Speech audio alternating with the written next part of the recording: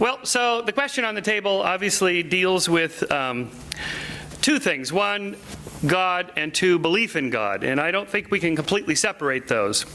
That is to say, we form our beliefs about all sorts of things, beliefs about religion, politics, economic ideology, social attitudes, and so forth. And then we usually back into those beliefs after the fact, after we're committed to them, and find reasons why we ended up selecting those particular beliefs, that they are absolutely the right ones, even though these tend to be largely determined by where we happen to have been born, who our parents were, what our culture determined us to think, our peer groups, mentors, friends and colleagues, and so forth. That's how it works. And in my case, I was not raised religious, but my peer groups in high school and college were religious, so I went down that path. I did go to Pepperdine University in California. It didn't hurt that it was in Malibu, California, I have to admit. But nevertheless, I took it pretty seriously and became a student of theology and took courses in the Old Testament, the New Testament, and the life of Jesus, and the writings of C.S. Lewis, and so on. And I became an evangelical, which by definition means you are evangelizing. You go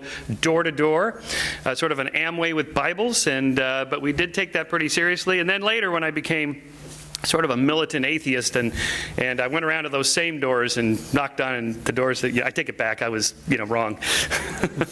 And which sort of reminds me what you get when you cross an atheist with a Jehovah's Witness, is somebody who knocks on your door for no reason at all.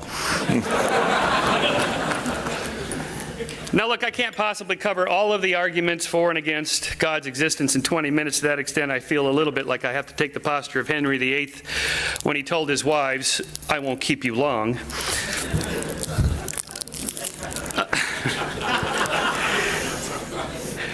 Basically, it boils down to this, that there are a set of mysteries that traditionally we have been unable to explain, that historically have always been explained from a top-down supernatural entity, being of some kind, that has always usually been called God or gods. And in the last 10,000 years, there's been roughly about 10,000 gods. So I presume most of you, like me, are atheists when it comes to Zeus and Thor and Ganesha and all the other thousands of gods that people have traditionally believed. And to that extent, you already know where I'm coming from, because you know that there's no evidence for those gods. They're socially constructed. They were part of the culture. People really did believe them then. They don't believe them now. We do recognize, all of us in the room, how that works. I'm just saying, it's okay to go one God farther.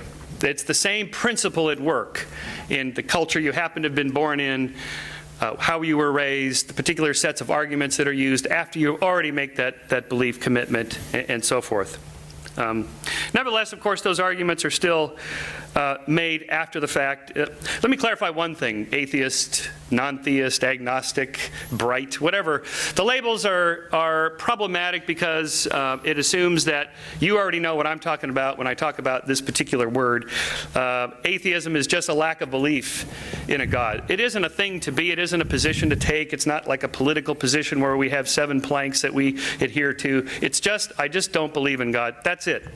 So in the Q&A, don't ask me, do you have faith in atheism, or isn't atheism a religion? No, it isn't anything.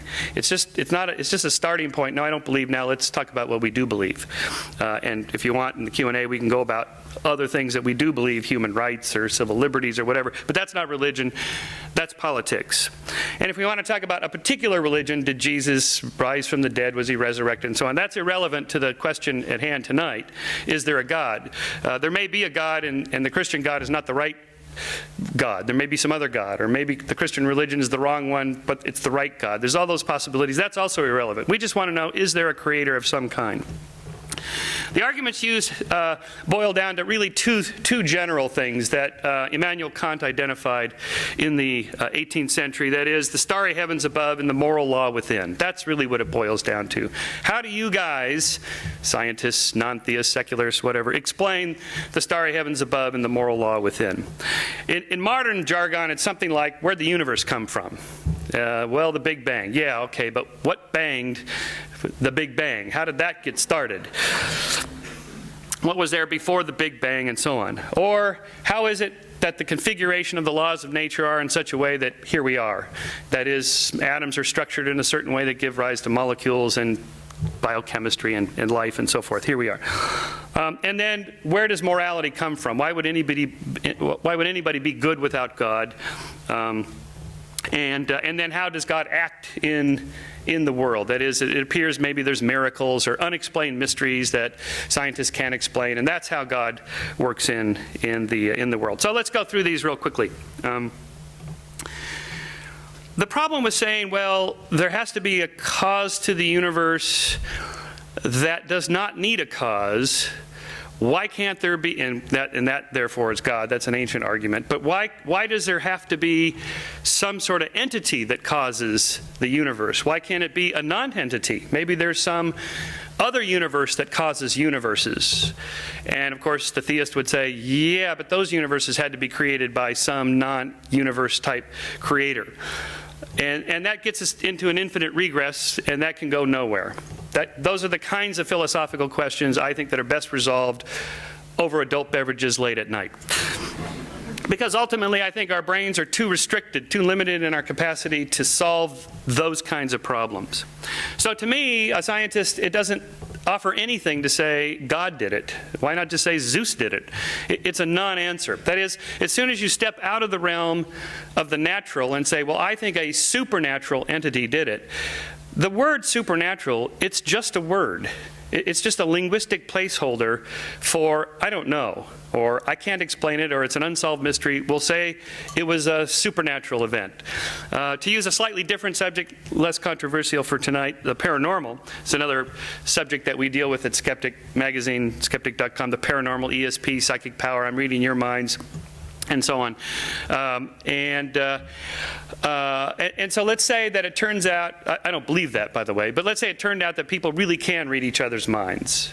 And let's say that we figured out a mechanism for it, explaining the paranormal. It turned out it's some quantum mechanic thing. It's like inside neurons, the little subatomic particles in the atoms inside our neurons collapse, and the wave function collapses across neurons in a sort of harmonious way.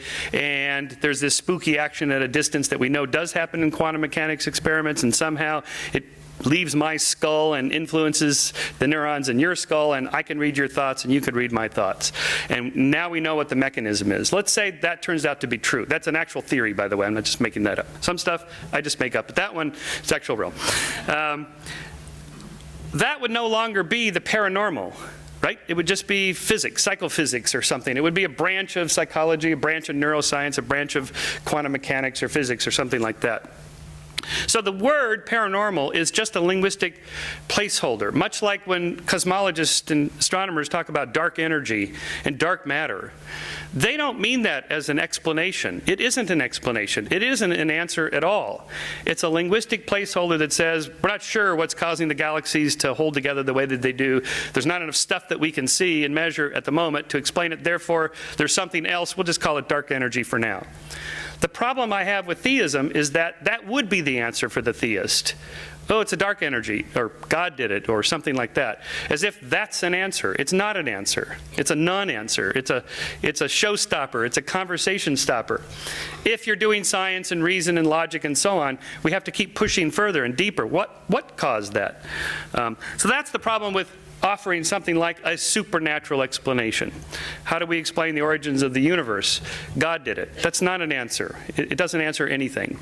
You know, don't you want to know how she did it? That alone tells us something about the cultural, psychological constraints on our thoughts about a deity. As for the fine-tunedness of the universe, well, look, it is pretty amazing how all the laws of nature are configured in such a way to give rise to atoms and molecules and inorganic chemistry and organic chemistry and self-replicating double helix DNA and so forth. But I think it's a little early in the history of science, only 4 centuries old, to say we now know enough about everything to say it can't possibly be explained by natural forces, therefore there has to be a supernatural force, even leaving aside my first argument that there is no such thing as a supernatural force. That's a non-answer. But even leaving that aside for a second and just say we can't explain it, how do you know? Before you say something is out of this world, let's first make sure that it's not in this world. And there's so much we still don't know about this world. by which I mean us, the universe, everything.